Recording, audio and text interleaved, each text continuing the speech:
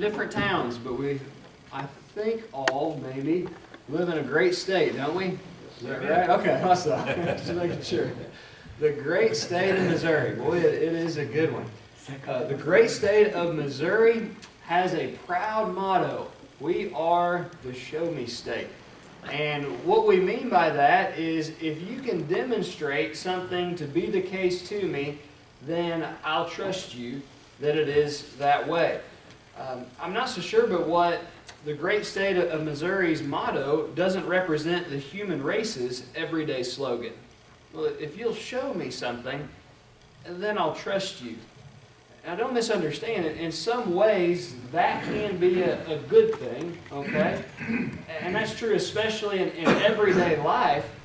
But when we're talking on a spiritual platitude, that can become a very dangerous way of thinking as well. And what I mean by that is humanity's slogan is show me and I'll trust you. Well, God sometimes has a little different way of looking at things. There are times that God says, I want you to first trust me, and then whenever the time is right, I'll show you.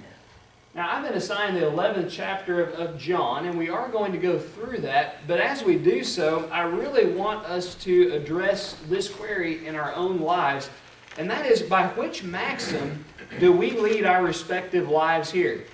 Is it by God's adage, trust me and I'll show you, or is it by man's, show me and I'll trust you? Well, man likes to look at things from the perspective of show me and then I'll trust you. And unfortunately, that's not only true in matters pertaining to this place, but sometimes that's also true about heavenly matters. Now, if we had the time, we'd go back to the first 16 verses of John 11. The short of it is we don't have the time to do that, so we're not going to do that. But I'm actually grateful for what Mr. Nathan did just a little bit earlier, and that he really kind of helped introduce this for me to save me some time to not have to do some of those things.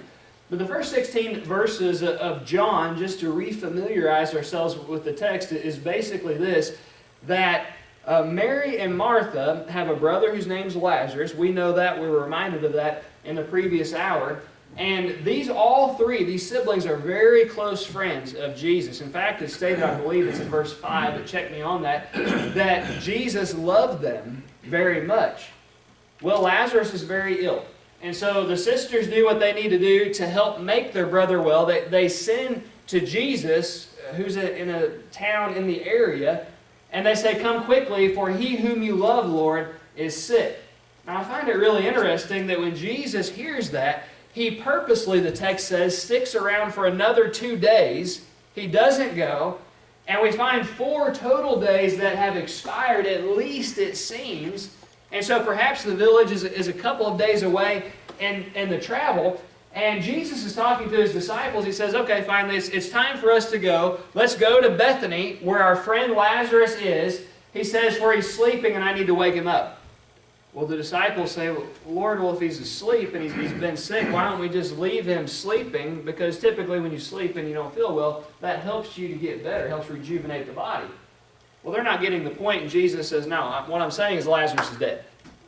And I'm going to go wake him up, meaning I'm going to go raise him from the dead. Now, this is going to be significant for our study. Jesus is not sad about this fact. In fact, he specifically uses the terminology, I am glad. You know what a synonym for that is? Happy. I am happy. And in part he says, for your sake, so that you may believe. Or as we just sang in the song, so that you may trust me. Now that's the background to where we pick up in verse 17 of John 11. When Jesus came, Lazarus had already been in the tomb for 4 days. Bethany was near Jerusalem, about 2 miles away, and many of the Jews had joined the women around Martha and Mary to comfort them concerning their brother. Then Martha, as soon as she heard that Jesus was coming, went and met him, but Mary was still sitting behind in the house. We'll deal with Mary in a little bit, but first I want us to have some discussion about her sister, Martha. But even before we get to her, I want to state this, that there are going to be 2 scholastic disciplines that are going to be necessary for our study. If you didn't like school or you don't like school, That's okay, but I apologize to you. We're going to have to use a little bit of school to better understand this. We don't always have to do that with the Scriptures, but in this case it's really important to do so. The first discipline that we're going to use is geography, and geography is significant here. The small town in which these events are going to occur is Bethany of Judea. Now that's on the west side of the river. That is the really significant river in Palestine. Of course, the Jordan that goes from the Sea of Galilee and eventually flows into the Dead Sea. There's Bethany that's on the west side of the river, but there's also a Bethany that's on the east side of the river. About a year ago exactly, I had the chance to hold a gospel meeting for the congregation in Tupelo, Oklahoma. You ever heard of Tupelo, Oklahoma? If so, you probably know about it for the same reason I do. We know Jesse Stevens. And Jesse Stevens preaches there. If not for that, we probably wouldn't know where the place is. I assure you it is way out in the middle of nowhere. Way west of the river. That's the big one, by the way. The Mississippi River. But when members of our congregation would ask me, where are you going for this meeting? And I said, Tupelo, Oklahoma. Almost unanimously, the response was the same. I thought Tupelo was in Mississippi. I said, well, it is. That's the big one now. I'm going to the small one. That's the big one that's on the east side of the river. There's a small one that's on the west side of the river. There are two Tupelos in the United States. Well, it's the same thing with Bethany in the Scriptures. There's one on the west side, one on the east side of the river. Now, let's not get it confused, though, with the one on the east side of the river. Geography here is significant. Because Bethany, as we're told in the Scriptures, is only a couple of miles almost due east. Actually, slightly less than that. But just about a couple of miles almost due east from the city of Jerusalem. And here's why that's a significant fact. There are some really prominent people that reside in Jerusalem. These are really significant individuals among the Pharisees, the Sadducees, the chief priests, the scribes, and they're often at odds with one another. But what they certainly have in common with one another is they do not like this Jesus character. And the reason for that is they have a stronghold on money and on power. And the people are really interested in Jesus. And the more they listen to Jesus, the more they see what Jesus does, the more these people lose their influence with the common populace, and they don't like that very much.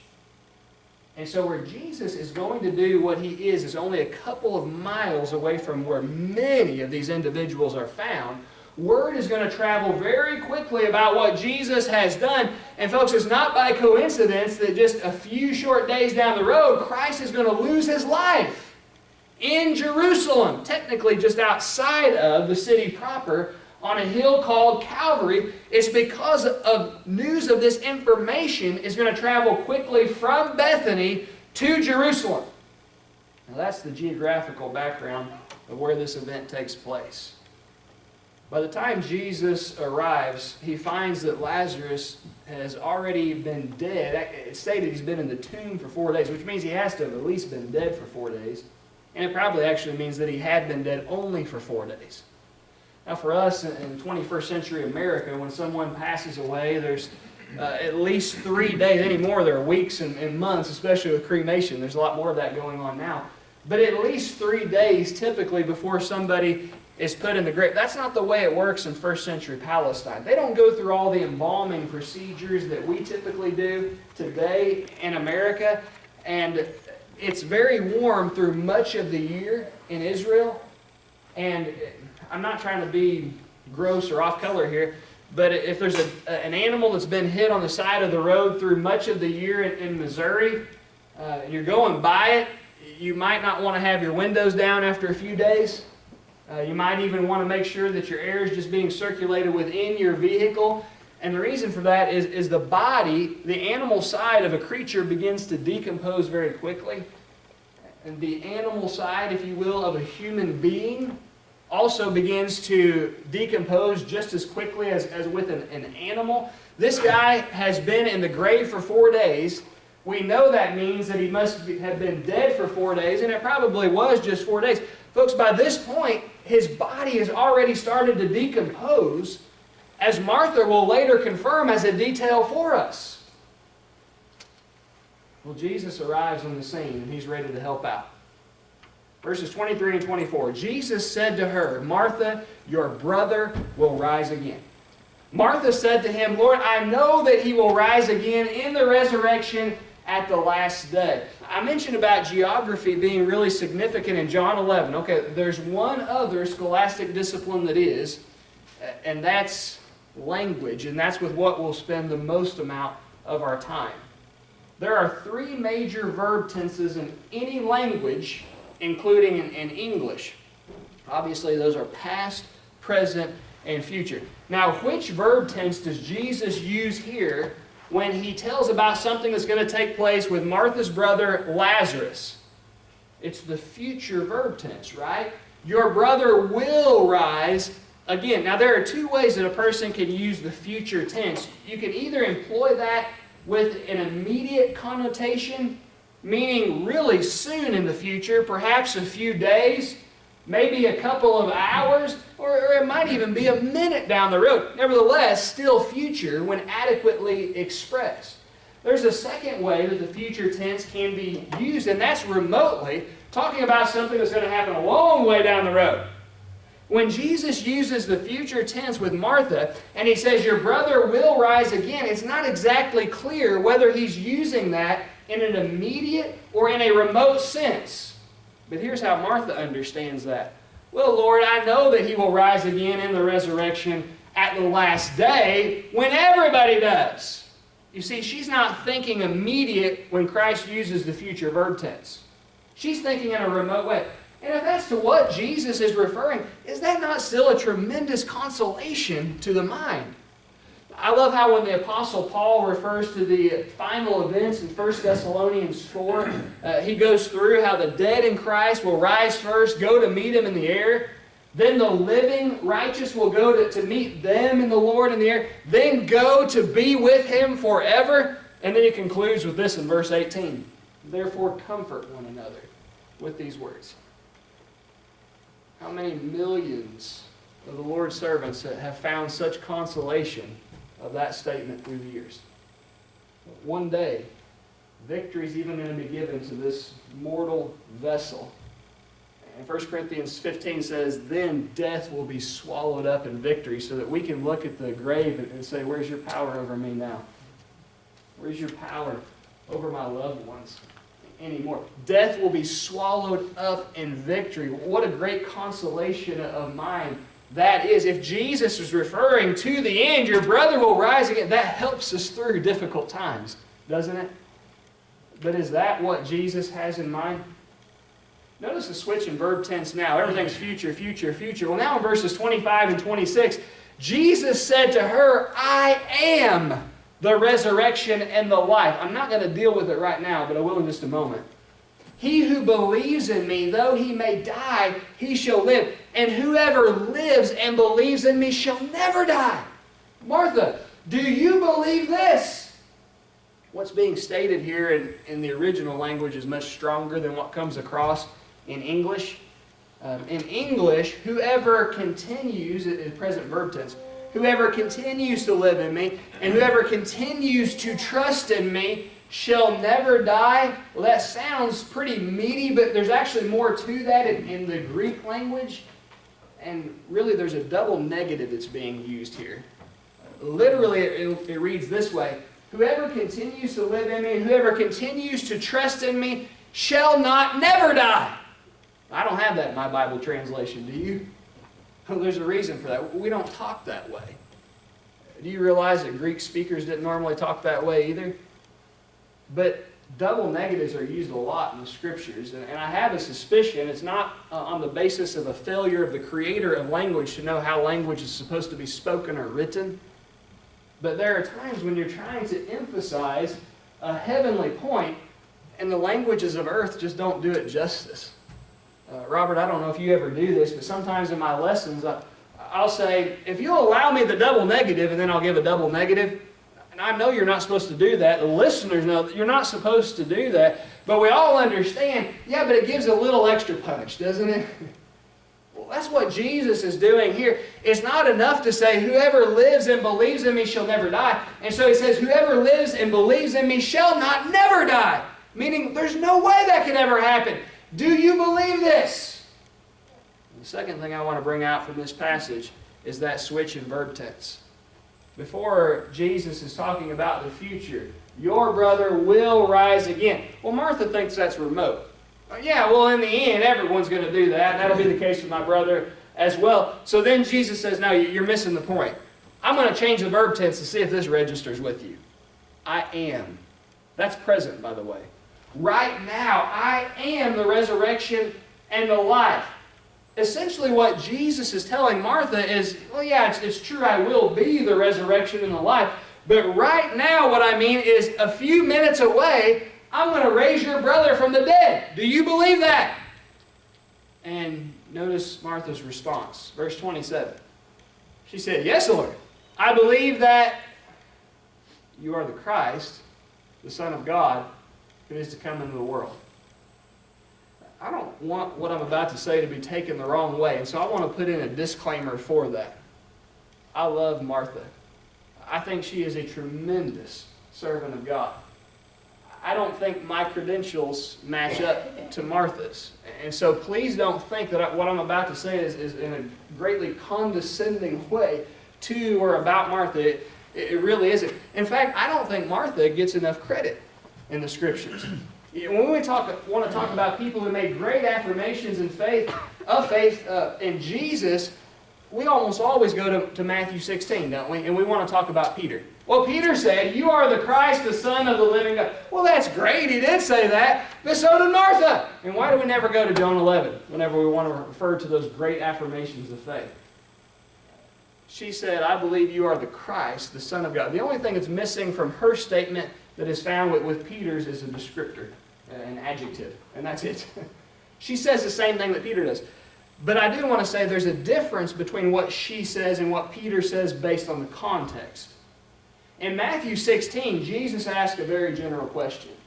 He says, who do you say that I am? Well, the disciples can pick anything they want as long as it's true, and that'd be a good response to what Jesus has said. Now in John 11, Jesus asked a very pointed question to Martha. He says, I am the resurrection and the life. I am about to raise your deceased brother whose body is decomposing in the grave. I'm about to raise him from the dead. Do you believe this? And Martha responds very generally to this very specific question. She says, Lord, I believe not that you are the resurrection and the life. I believe not that my brother's about to come out of the tomb. I do believe that you're the Christ, the Son of God. I mean, what are you asking? Is that enough?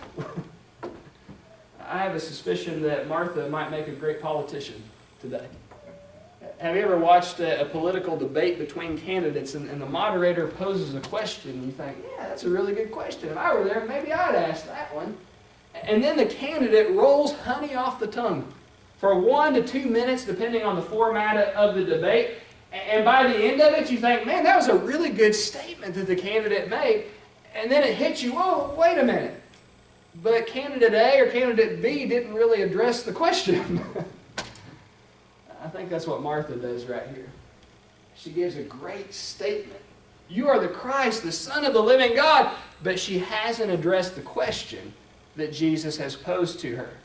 Does she really believe that Jesus is the resurrection and the life? Right then, right there. Does she really believe that her brother's decomposing flesh is about to come out of the grave? Well, if you look a little earlier in the text, it kind of seems like she does. Verses 21 and 22, Martha said to Jesus, Lord, if you had been here, my brother would not have died. True statement. I believe that, don't you? Jesus could have kept him ever from becoming deceased. Listen to this, though, in verse 22. But even now I know that whatever you ask of God, God will give you. That sounds like she believes, doesn't it? He's dead. He's been buried for 4 days. But even now, I trust that you can do something about it. It sounds like she believes. But does she really believe? I hate to do this, but let's put Martha on the back burner for just a moment. And the reason for that is I want to bring her sister Mary to the front burner so we can discuss a little bit more about her. Verses 32 and 33. Then when Mary came where Jesus was and saw him, she fell down at his feet, saying to him, Lord, if you had been here, my brother would not have died. Now, does that sound familiar? She states verbatim what her sister Mary spoke when she was the first one to reach Jesus. Do you think it might be for the last 4 days they could have been sitting around talking about this matter together? One says exactly the thing that the other one does, involving their brother to Jesus. Lord, if you'd have been here, my brother would not have died.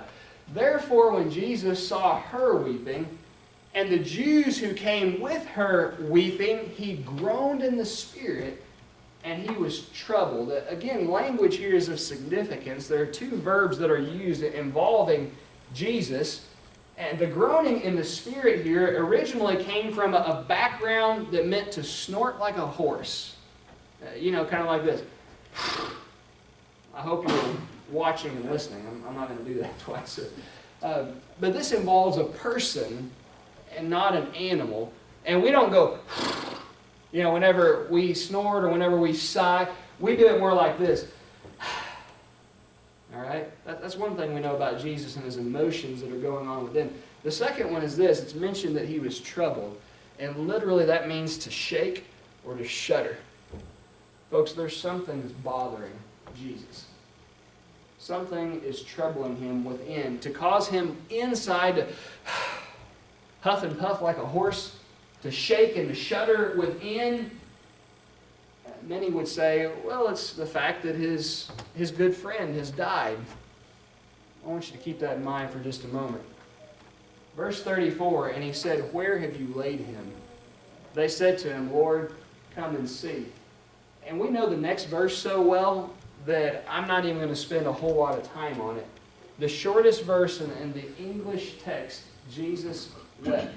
What I find very interesting about when and where Jesus weeps, though, is that it's not when he understands that his friend has died. In fact, he plainly tells his friends, or his apostles, Lazarus has passed away and I want to go wake him up. When Jesus weeps, it's not because he initially sees people that he loves grieving. He's already encountered that at least once, if not twice. But the point at which Jesus weeps is when he's on the way to the tomb to raise Lazarus from the dead. Now, why in the world is he going to cry if he's sad over his friend's passing in just a few minutes? He knows he's coming up from the grave anyway. I want to share an opinion with you, and you do not have to share this mutually, just so you know. I believe Jesus weeps because nobody around him believes in who he is and who he shows himself to be on a regular basis. I believe Jesus weeps because he doesn't want to raise Lazarus from the dead. Now think about this from Lazarus' perspective. If we believe that he's in a place of reward, as we would think so, based on the character of the man, Lazarus is in a temporary place that's soon going to be made permanent in the eternal, where there's no sorrow, where there's no crying, where there's no pain, and when there's no death. And Jesus knows that he's on the way to bring someone whose eternity has been sealed in a place of bliss back into a realm where there is sorrow, where there are tears, where there's death, and where there's pain. And that's the point at which Jesus weeps. I think Jesus is upset because he has to bring his good friend out of that state just to try to produce a small amount of faith in these faithless people's hearts. And then he's going to make his friend be subject to all those terrible things once again. Now again, that's an opinion, and I admit that to be the case, and I encourage you to make up your own mind, but that's the point at which Jesus weeps, when he's on the way to the tomb to raise Lazarus from the dead. Verse 37, and some of them said, well, wait a minute, could not this man who opened the eyes of the blind also have kept this man from dying? Do these people really believe that Jesus is the resurrection and the life? The way they look at it, well, while the guy was still alive, there might have been hope. And their minds go back to the events, that of which Nathan spoke just a little bit ago. The healing of the blind man from the 9th chapter of John. And this man later said of this miracle, never from the beginning of the world has a man opened the eyes of another who was born blind. And he says, yet I am blown away that you do not understand yet this man's origin. Nobody on earth can do it. Do you not understand that someone from heaven could do such a thing? Could not of this man who opened the eyes of the man who was born blind, something we'd never seen before, couldn't he have kept this man from dying? Sure. But couldn't the man who did something that nobody had ever seen before, and then did something that nobody had ever seen before, and then did something else that nobody had ever seen before, do yet something else that nobody has ever seen before, and raise someone who's been dead for 4 days? Can he do that? But they have difficulty in bridging together the gap. Verses 38 and 39, then Jesus, again groaning in himself. When? When these people have complete distrust in him. They are not convicted about who Jesus is and about the power that he holds. Then Jesus, again groaning in himself, huffing and puffing within, shaking and shuddering. He's upset because nobody will believe in him, no matter how much he shows them. He comes to the tomb. It was a cave, and a stone lay against it. Then Jesus said, take away the stone. Martha, the sister of him who was dead, said to him, Lord, I don't think that's a good idea. By this time there is a stench, for he has been dead for 4 days. Translation, his bodily elements are already starting to break down. Lord, I don't think we should do that. Now this is the one who earlier says, Lord, anything you ask of God, I trust that you can do it. Okay, great. Well, I am the resurrection and the life, or I am about to raise your brother from the dead. Do you believe this? Take away the stone. No, Lord, I don't think we ought to do that. Does she really believe? I think it's one of those instances of, Lord, I believe. Help my unbelief. Or, Lord, I want to believe, but I struggle to do so. Lord, I have a little bit of faith, but not a lot. I think that's what's going on right here. You realize that nobody around Jesus, not even his closest friends of Mary and Martha, not even his closest followers of the 12 apostles, believe in the power that he holds. And what it takes every time is for Jesus to show them before they'll put their trust in him. And after all, that's the way humanity operates, right? They'd have made great Missourians, all these people, wouldn't they? Well, you show me, and then I'll trust you. Jesus says, I tell you what, if you want me to do this for you, the least you can do is you roll away the stone. I think that's a hidden gem in this story. You can roll away the stone. Jesus is willing to do for us what we can never do for ourselves. But oftentimes, before he'll do for us what we cannot do for ourselves, he first requires us to do for ourselves what we can. I'll save you by my grace and by my mercy. Well, that's great because we don't have grace and mercy and we have no hope without it. But here's what you can do. I want you to join yourself to that water out of trust in what I've told you. You can do that for yourself.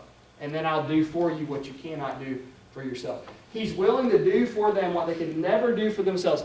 I will raise your brother from the dead. I'm the only one who can do it. But if you want that done, you first have to do for yourself what you can. You take away the stone. And I don't have it in the reading, but the very next verse says, so they took away the stone. I'm convinced that if they at least don't have enough faith to do what Jesus says involving the stone, I don't think we're having a study in John chapter 11 today. Now, don't misunderstand. I think John 11 would still be in the Scriptures, but it wouldn't contain what we had in John 11, and it could very well be that the 21 chapters of John would be shrunk down to 20 chapters instead. They have to at least display enough faith in Jesus to put enough trust in him to do what they can do for themselves in removing the stone, so Jesus will do for them what they could never do for themselves in raising Lazarus from the dead. Man says, show me, and I'll trust you. That's not what impresses Jesus. Jesus says, you want to find my favor? Trust me. And when the time is right, I'll show you. Take away the stone. Lord, no, I don't think that's a good idea, Martha chimes in. Verse 40, Jesus said to her, did I not say to you, Martha? You can almost hear the irritation in his voice. He loves her, but he's frustrated. Did I not say to you that if you would believe, you would see the glory of God? Now, if you'll allow me to plug in a couple of synonyms here, which are really the buzzwords for our study. Jesus said to Martha, did I not say to you that if you would trust me, you would be showed the glory of God? Martha's trying to go about this the wrong way, though, and everybody else in this setting is too. Verses 43 and 44. Now, when he had said these things, he cried with a loud voice, Lazarus, come forth! And he who had died came out bound hand and foot with grave clothes, and his face was wrapped with a cloth. I would have loved to have seen Lazarus come out of that tomb. When the Jews buried somebody, I'm not saying they full out Egyptian mummified the individual, but it was kind of similar to that. As the text suggests, the person was completely wrapped, and it would be cumbersome to move around, much less to come off of a piece of rock, likely, on which the person would be lying, the deceased body. I don't know that Lazarus just conveniently, whips his leg out of bed. I think he might have to levitate up before he can come. How would you like to have been there and see a guy wrapped up just minutes before a partially rotten body coming out of the tomb? And Jesus is so excited. He runs up and he hugs Lazarus and he kisses him. And he starts running around and high-fiving everybody. You ever thought about, we never read a single time in this account that Jesus is excited for what's taking place. In fact, all there is what seems to be a very terse response from Jesus. Loose him. Let him go. And again, I'll share an opinion and then I'll leave the opinions at that. But I'm convinced that it's because Jesus isn't excited about what's taking place. I believe he's frustrated and he's disgusted. And I can see Jesus saying, loose him and let him go. Turn him around and walking away. He has to show people and show people and show people and show people before they'll put any trust in him. Now, as human beings, that excites us. We think, well, that's great. People are trusting in Jesus. That's exactly what he wants. Well, it's really not exactly that way. Verses 45 through 48, then many of the Jews who had come to Mary and had seen the things Jesus did believed in him. You notice those terms there? Many of the Jews who had come to Mary and had been showed the things Jesus did put their trust in him. But some of them went away to the Pharisees and told them the things Jesus did. Then the chief priests and Pharisees gathered a council and said, what should we do? For this man works many signs. If we let him alone like this, everyone will believe in him. And we say, yeah, that's what he wants. Well, wait a minute, let's look back at that. The Pharisees said, this man shows people many things. And if we let him keep showing people, everyone's going to put his or her trust in him. And we think that's really good. Jesus does not think that's very good. Don't take my word for it. Take his. Do you recall once he had been resurrected from the dead? And that first meeting day, on that first Sunday that he rose, 10 of the remaining disciples are together in a room, and Jesus teleports into the midst of them with the doors being shut. And he talks with them, and they're so excited the Lord is risen from the dead. And later, Thomas wasn't there for some reason. We don't know exactly why. But Thomas wasn't there, and so the disciples go to him and they say, this is crazy. The Lord's risen. He's alive. And Thomas said, well, unless I see for myself the holes in his hands and in his ankles, unless I take my own hand and put it into the hole that was left in his side by the spear that the Roman soldier jutted in, he said, I will never believe. You know what mentality Thomas has? You show me, and then I'll trust you. He'd make a great Missourian, wouldn't he? The show me state, show me, and I'll trust you. Well, a week later, the disciples are gathered together again, and this time Thomas is there. And Jesus just teleports into the midst of them with the doors being shut. And he says, guys, don't be afraid. It's only I. Everything's just fine. He says, hey, Thomas, come here. You and I need to talk. How would you like to be in those shoes? Thomas, I want you to come up here and look at the holes that I took in my wrist and in my ankles for you. I want you to come up here and look at this hole that's in my side that I received for you. I want you to put your hand in my side, and from this point on, I better not hear any of this unbelieving nonsense. I give Thomas some credit that upon the sight and not the touch of what he beheld. Verse 28, Thomas answered and said to him, now I get it.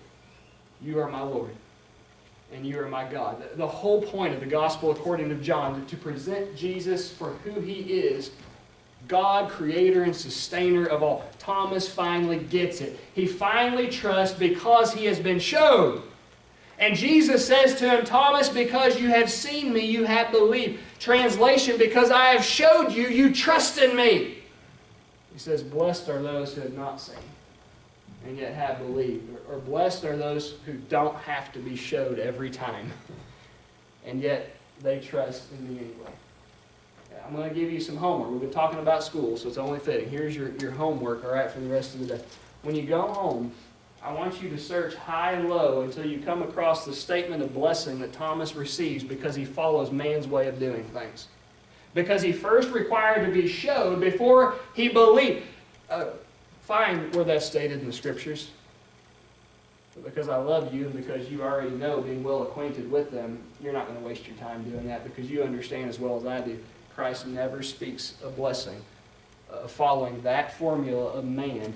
Show me, show me, show me, show me, and then I'll trust you. Rather, the only statements of blessing we find is trust me. Just trust me. Take me at my word. And when the time is right, I will show you how it is that way. There's a whole environment of people in John 11 who don't have any trust in Jesus. Well, they have a little bit, but not the kind that they should. They don't believe that right then and right there, he is the resurrection and the life. And so Jesus has to show them before they'll trust him. Boy, you would think after that you would trust him in anything that he said or anything that he wanted you to do, wouldn't you? Yet nobody is more surprised than the ladies themselves. And nobody's more surprised even than Jesus' own apostles when Christ resurrects from the dead just a few short days later. Why is that? He told them time and again it would be that way. And yet when the ladies come and they tell the apostles, they're so surprised. And then when Jesus first appears to them, it's even stated that looking at him, they did not believe. Show me. Show me again. Show me again. Show me again. Show me again. And then I'll trust you. How many people today still don't believe that Jesus is the resurrection and the life? John 5, verses 28 and 29. Don't marvel at this. Because the hour is coming in which not just Lazarus, not just Jesus, but all who are in the graves will hear his voice and come forth. Those who have done good to the resurrection of life, and those who have done evil to the resurrection of condemnation. Do you believe this? Well, if he'll show it to me, yeah, then I'll trust him. Do you realize in the final day, once everybody comes out of the tombs and out of the sea and out of the dust, there's not going to be a single unbeliever left. Everyone will believe at that point. Well, people look at that and say, yeah, that's great. That's the way it should be, right? Not if you want eternal blessing. Show me and I'll trust you. No, Jesus says, trust me. You live a life of obedience that shows that. And then one day I'll show you what I've been saying all along. Those are the only people who find eternal blessing. There are two very different ways of looking at this life. Man says, show me, and I'll trust you. God says, trust me, and I'll show you. After going through a study of the account involving Lazarus, into which camp do you fall?